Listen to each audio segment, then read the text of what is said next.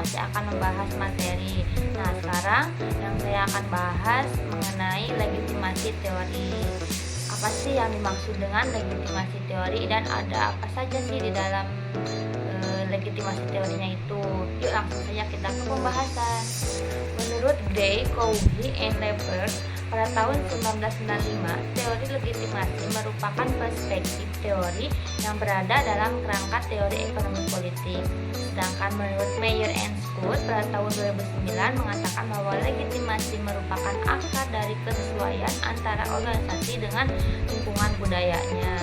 Sedangkan menurut Woodward, Edwards, and Birkin 1996, legitimasi merupakan sistem pengelolaan perusahaan yang berorientasi pada keberpihakan terhadap masyarakat, pemerintah, individu, dan kelompok masyarakat.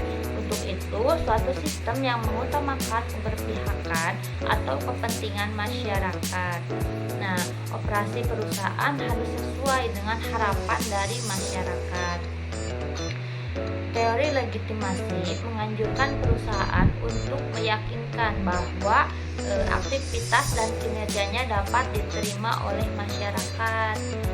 Perusahaan menggunakan laporan tahunan mereka untuk menggambarkan kesan tanggung jawab lingkungan, sehingga mereka diterima oleh masyarakat. Dengan adanya penerimaan dari masyarakat, masyarakat tersebut diharapkan dapat meningkatkan nilai perusahaan sehingga dapat meningkatkan laba perusahaan. Hal tersebut dapat mendorong atau membantu investor dalam melakukan pengambilan keputusan investasi.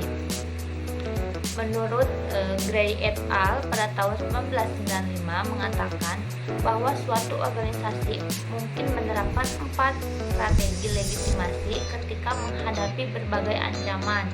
Untuk menghadapi kegagalan kinerja perusahaan, langkah yang harus dilakukan adalah yang pertama, mencoba untuk mendidik stakeholder tentang tujuan organisasi untuk meningkatkan kinerjanya. Lalu yang kedua, mencoba untuk merubah persepsi stakeholder terhadap suatu kejadian, tapi tidak merubah kinerja aktual organisasi.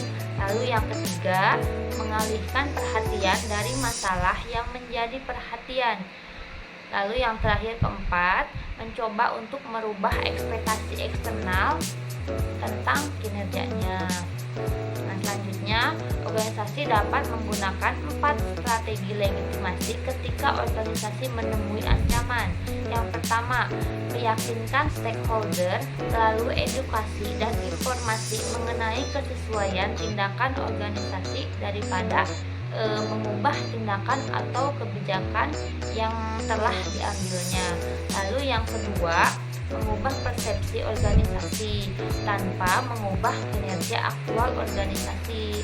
Lalu yang ketiga, mengalihkan perhatian dari isu-isu penting ke isu-isu lain.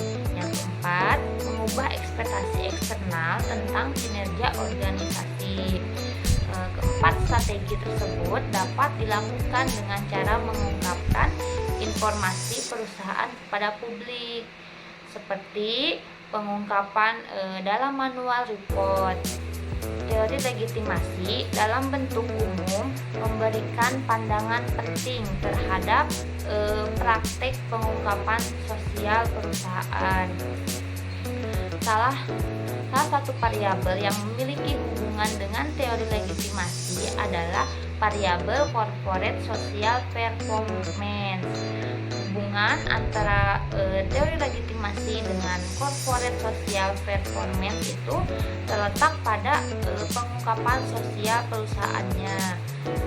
Perusahaan mengungkapkan kinerja sosial perusahaan untuk mendapatkan legitimasi dari shareholder. Selain itu, teori legitimasi juga berhubungan dengan variabel competitive advantage atau saya sebut juga dengan keunggulan bersaing, yaitu terletak pada perusahaan yang mengungkapkan keunggulan yang dimilikinya. maka perusahaan akan mendapatkan legitimasi dari shareholder yang akan meningkatkan citra perusahaan. Lalu kemudian ketika pemberdayaan shareholder akan keunggulan yang dimiliki, maka investor akan tertarik untuk berinvestasi.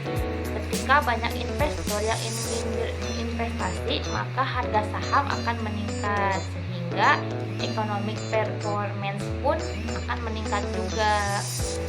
Nah, jadi itu saja yang bisa saya sampaikan, bisa saya jelaskan mengenai materi tentang legitimasi teori itu. Kurang lebihnya saya mohon maaf. Wassalamualaikum warahmatullahi wabarakatuh.